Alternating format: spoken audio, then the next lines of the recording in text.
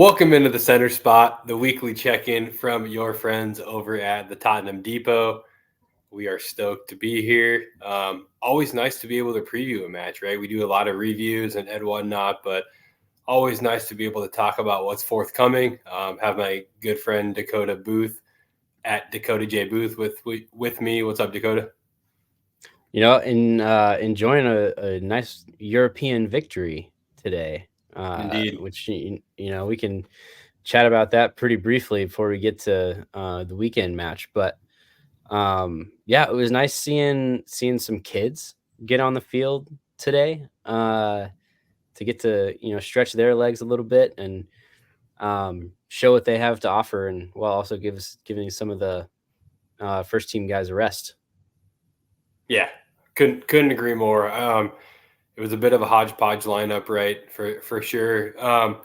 We're gonna review this one in full detail on the weekend, so Dakota and I won't get too in depth with this match, but just briefly, what did you make of what you saw today? Not only the performance, but the result, which was, I believe, was more important than anything today. But what'd you make of it? For sure. With the new kind of format, goal difference matters, but points matter more than goal difference always. If you win all your matches, your goal difference is less likely to matter. Yeah. So I think it was a big result being able to put out the starting 11 that we did, get the first team guys, Brendan Johnson, Kulusevski, Solanke, Madison out there for the last, handful of minutes, and get them still playing in a match. But for the young guys, the four teenagers that we had on the pitch, to put them out there, for them to carry the load most of the way. It was kind of hectic, but it also felt like a comfortable victory. They got a goal late there at the end, but Yeah. for us to be able to put that lineup out and for the kids to perform, huge kind of moment, I think, for them that they're going to carry forward. I Out of all the players that played, though, I think I'm most impressed with Archie Gray, Yeah. and I know that you guys are probably going to go in pretty deep with all of those performances on Sunday. But man, that guy started out the game at left center back, played left back. We saw him making runs all the way down the pitch in the 70s and 80s minutes.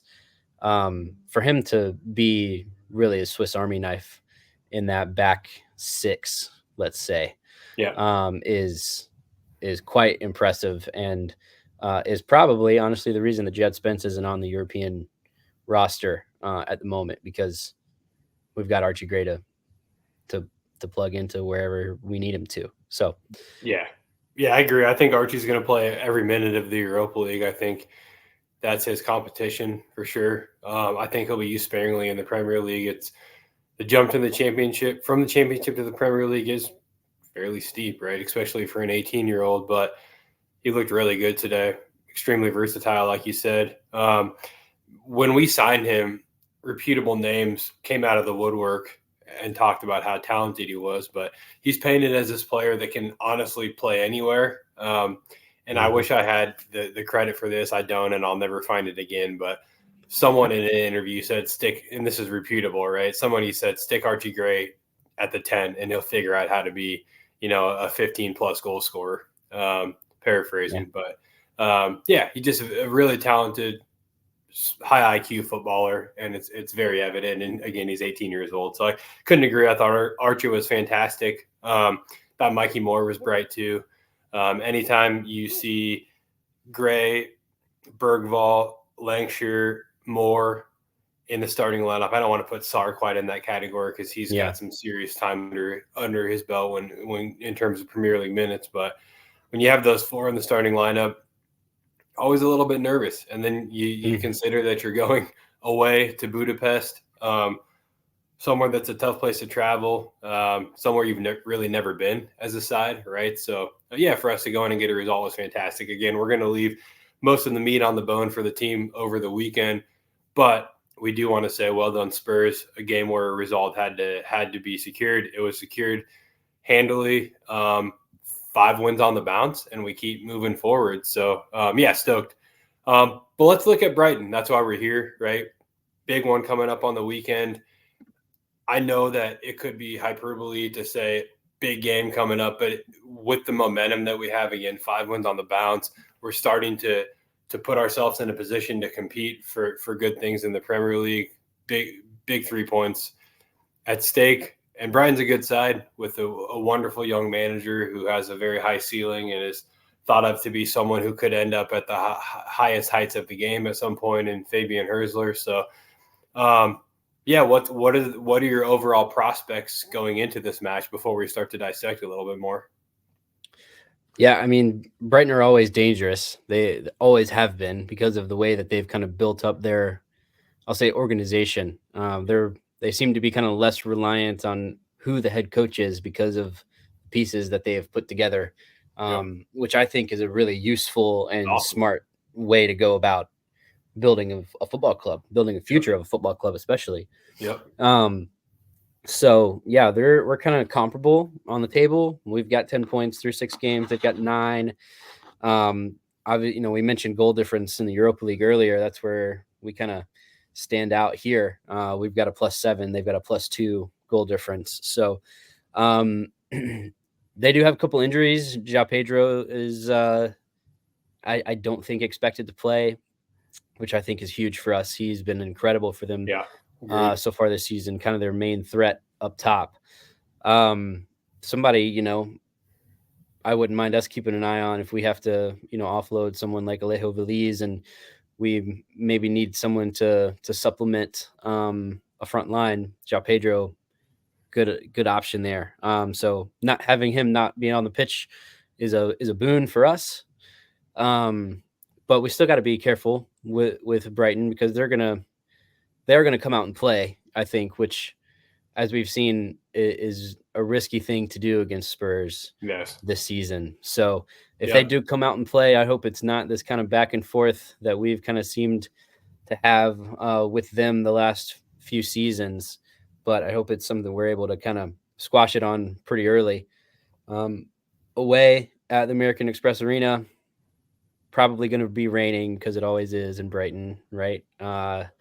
So a lot of things to think about going into the match. Some things that are good for us, some things we need to be wary of, but being able to go in with a mostly fresh, full strength squad, and then not having to worry about a game for a couple of weeks for some of these guys, I think just going to be mentally lighter on their heads and hopefully be able to put that energy onto the pitch and pay it off.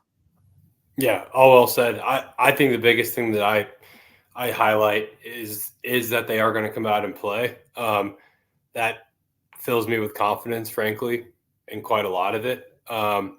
We've had a hard time against teams that come up and or come out rather and remain defensively astute and are prepared to be efficient on the counter and pick their moments.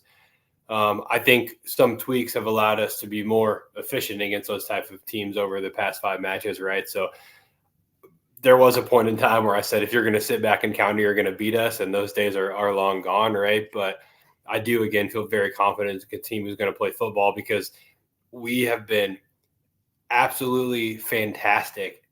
And I could not express this enough at transitioning and scoring goals based off of that transition, right? We've been fantastic. Dare I say, the best team I've seen in the past month when it comes to playing transition soccer. So I'd said in our group chat, I was very happy today, and I'm very happy. And of course, Andrew, our fearless leader, had mentioned that it's a nice change for me, right? Because I've been apathetic at best around Spurs, as of late. But what I have seen from Ange Postecoglou are really smart adjustments. I have seen Kulusevski and Madison given more of a license to use width, and I don't know if that's exactly the right term because it's not in the sense of like a winger, right? But they're occupying that space on the flank. They're allowing their wingers to get into these inside channels better. Our wingers had kind of been lost out wide, and what we noticed and talked about on the show is these wide wingers were not capable of doing anything in one-on-one situations, right? Not ideal, but you have to make adjustments based on your personnel, right? And so Ainge found a way to get both Sonny, Brennan Johnson, Timo Werner, Mikey Moore, whomever it is, into these inside channels. Madison and Kulusevski are both capable of playing inside, but also taking that space outside and allowing the fullbacks to continue to invert and kind of sit and hold in a lot of way in the possession-based offense. So that tweak right there has made us a lot more efficient with the ball. But I think in transitions, for me, it's two things. It's Madison's form coming back and also Kulusevski. Kulusevski has been fucking phenomenal in the 8. It's been an absolute revelation, not only for him as a player, but for Tottenham Hotspur. And so those two, whether it's in possession and these tweaks of them occupying these flanks a little bit more, or having the license to anyways, or the two of them just completely bossing the transition game, allowing, I guess I should say Bentancur also allowing them to do that, which needs to be highlighted, right? But that midfield has been really, really good, and that's been a huge piece of why we've been good. And so, again, to tie it all together, I think if Brighton wants to come out and try to play football against us, I think we'll smoke them a couple times pretty early. Call it Brennan Johnson goal potentially, which we'll get to. But yeah, things look good for Spurs in my opinion. Yeah, with James Madison and Dan Kulusevski on the pitch, if we want to throw it back a little bit, it's almost in some ways reminiscent of Christian Eriksen and Dele Alli. Being, but you've got two of them. Yep. And they're kind of doing the same things, but differently. But those two guys, that kind of partnership of, you've got one that's going to come a little bit deeper and be a little bit more incisive with his passing and carry it some, but he's going to let the ball do the work for him in James Madison and Christian Eriksen. And then you've got a guy who is comfortable out wide, but also can drag guys with him into the middle of the pitch. And he's there to put the ball in dangerous areas, and will put the ball in the back of the net with Dele and Kulusevski. So, not short straight lines comparing those four guys, but there's concepts of a comparison there, and it's things that us Spurs fans will remember, with smiles on our faces and warm feelings in our hearts. So it's just kind of a new era for these guys, and I think really Dominic Solanke, being the pressing forward that he is, and him kind of staying up and doing a lot of that hard work, is letting the wingers come inside, like you mentioned, and those two midfielders, hybrid 8-10s, you would expect to be in the middle. They're kind of doing the workout on the flanks and taking care of that thing. So I've been really impressed with our Premier League form. We shot the ball a whole lot against Manchester United, which is what I wanted to see, because two things are going to happen. Really, two things are going to happen when you shoot the ball. You're either going to score a goal, or the opposing team is going to have to set up deep where you can implement your press.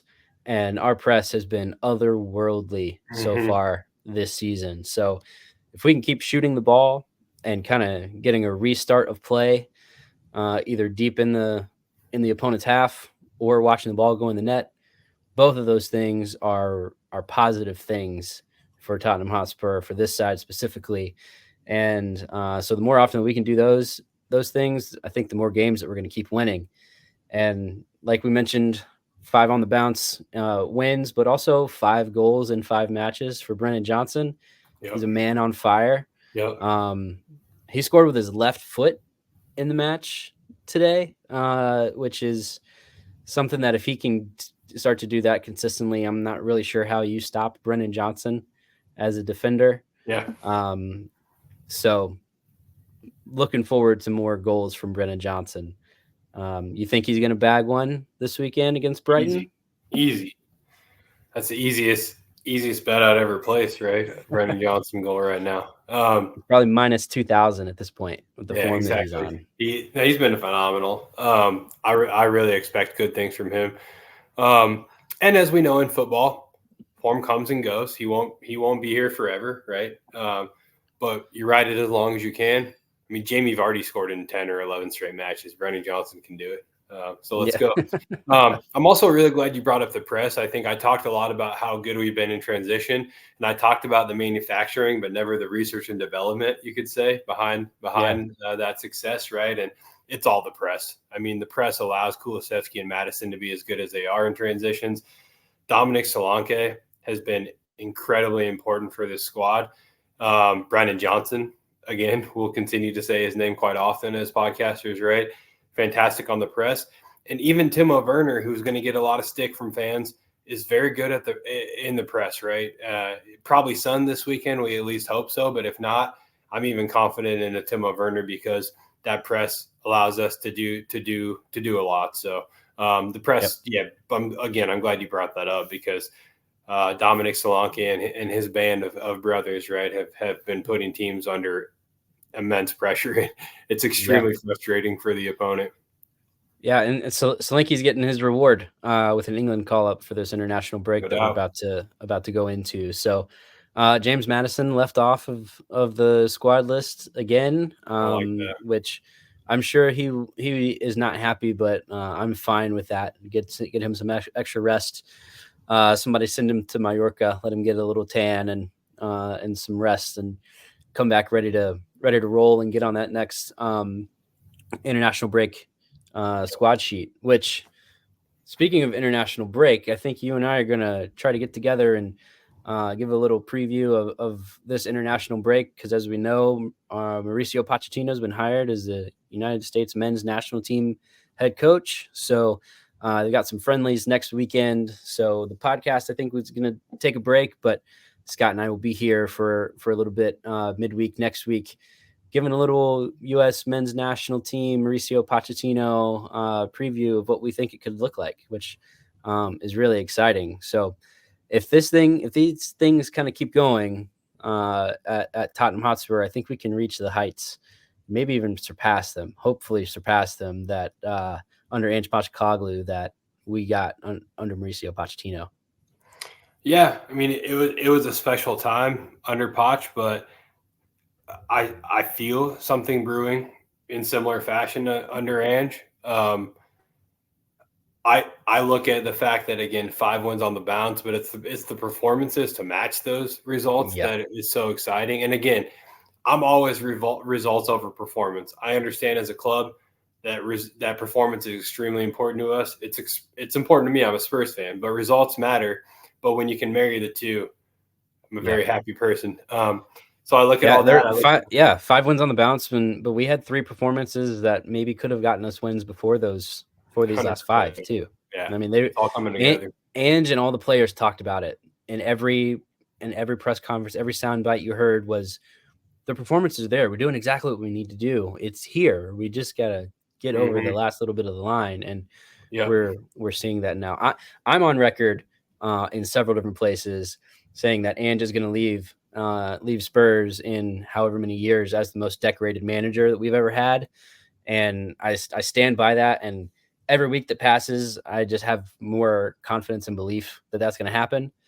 But the first one is probably the hardest one. So, let's get there, and then maybe we can talk about the rest of them. But real quick, if you had to pick one, we've got, I think, let's maybe not talk about the Premier League just yet. We've got 2 domestic cups and 1 European Cup this year. If you had to pick one, obviously we won all 3. Let's go win all 3. But if we've got one, which one do you say is more important to you than the others? Easy Europa League by a mile. Totally. I think European trophy is everything that this club needs. It's our history as well, right? It's competition we've won 3 times. So I say let's go out and do it again. I love an FA Cup, don't get me wrong. I love a League Cup. I wouldn't turn up my nose at anything. But I think that Europa League just comes with a bit more pride and weight, right, for a team that could really, really use a significant trophy. So, up the Europa League. And I think we have every reason to believe we can do it. Totally. It also comes with Champions League qualification, which is quite nice. Yep, huge plus. The FA Cup does not provide that. So, Yeah. Anyways, I think it's Europa League all day, and again, I think that there's every reason to believe that we should, not that we can, but that we should go out and win this competition, right? Yeah. Totally agreed. It's Yeah. going to be a fun ride. Yep. Win today has put us in great position to qualify straight for the knockouts and not have to go into a playoff. So many more wins, many more goals in the Europa League, and also keep it rolling this Sunday against Brighton at the American Express Arena. Yep. No doubt. Before we wrap, as far as lineup, I don't think we need to go bit by bit, right? But we can certainly expect Mickey Van de Ven to return to pair Christian Romero. I would expect Destiny Udogie to be able to go. I think that's maybe why he stayed behind, right? May not be able to go. If he's not, we'll have a Jed Spence or even an Archie Gray prepared. I think if it's not Udogie, it's probably Spence, to be honest. I thought he was fantastic in his last appearance. Yep. Not that Archie Gray wasn't fantastic today, but Spence has proven himself to be a really capable complement to Destiny Udogie. And dare I say, against United, maybe offered exactly what Udogie offers, if not even a little bit more at times. And not to say that No, yeah. Yeah, but same thing against Coventry. Agreed. Jed provided that spark, and Jed also didn't play 90 minutes in Hungary today. Yes, exactly. Which is, I think, probably maybe the most key part of Jed Spence maybe getting a start. Yep, I agree. We pour our right back, I would imagine. Then the midfield, I think we go straight back to our Premier League midfield, and it's Bentancur, it's Madison, it's Kulusevski, and then up top, I'm going to expect Solanke, I'm going to expect Brennan Johnson, and I think it's either Son or Timo Werner, depending on Son's fitness and availability. Wouldn't mind seeing Mikey Moore get a go, but I think with Timo Werner, again, let's say hypothetically Son's not ready to go.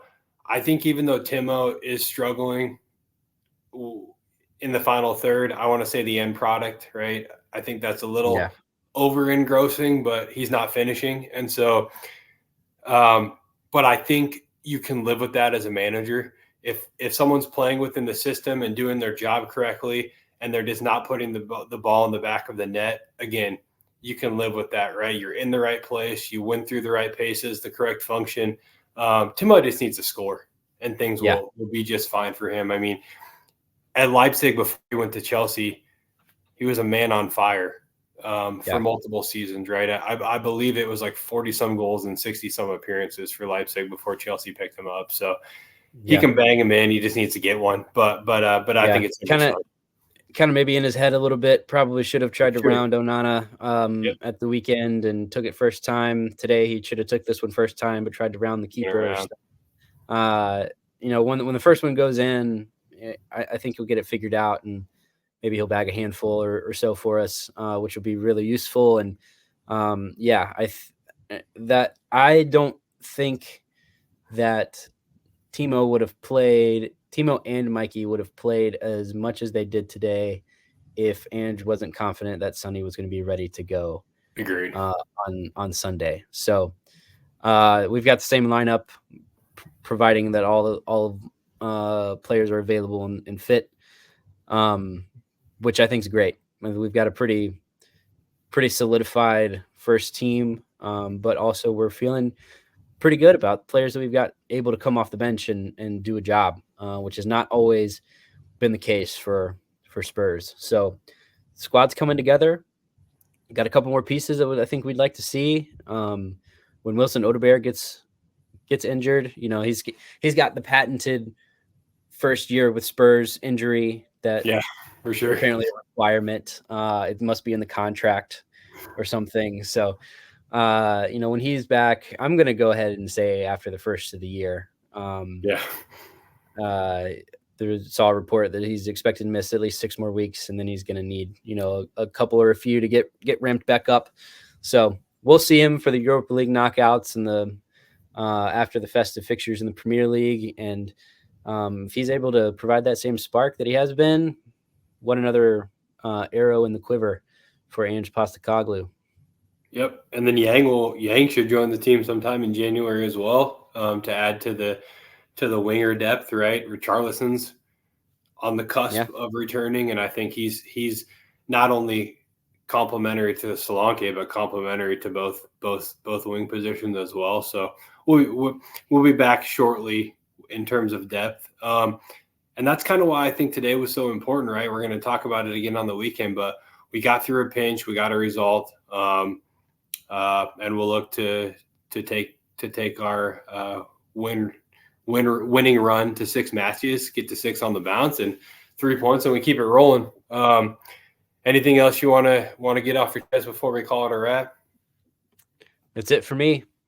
Yeah. All right. Well, for everybody at the Tottenham Depot, again, you can always follow us at Tottenham Depot on all socials. Please like and subscribe. Not that we're asking and begging for people to like and subscribe, but it really does help us continue to grow our brand, and also get a feel for the type of viewership we're getting and the type of content we can continue to tweak and provide to make the show better for the listeners. Right? Again, not a pitch, but we'd certainly appreciate people liking and subscribing. We are YouTube specific here at the Center Spot, right? It is our weekly check-in show. So again, this gives you a better opportunity to hear from us twice a week as opposed to just our Sunday episode, which is released on all platforms. For myself, for Dakota, for Andrew, for everybody at the Tottenham Depot, we appreciate everyone's time. And as always, come on, you Spurs. Boys.